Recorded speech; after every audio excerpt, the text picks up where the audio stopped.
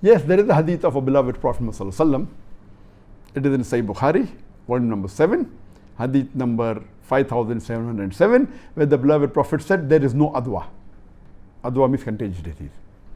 What you have to understand, that you have to read, and it says that there are no bad omens, etc., and it continues the hadith. But if you read the Sharah and the commentary of this hadith, it says that here what the Prophet meant was, when there is no adwa, there is no contagious disease which can be conveyed without the permission of Allah subhanahu wa ta'ala. It means that no one can acquire any contagious disease unless it is permitted by Allah subhanahu wa ta'ala. It is not just a blanket statement that there is no contagious diseases. Otherwise, as you mentioned correctly, it would be against medical science. There are, and if you read the complete hadith, the hadith says there is no adwa, there is no contagious diseases, meaning there is no contagious disease.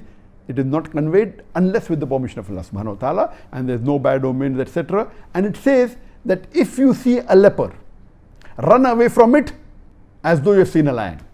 This indicates that leprosy is a contagious disease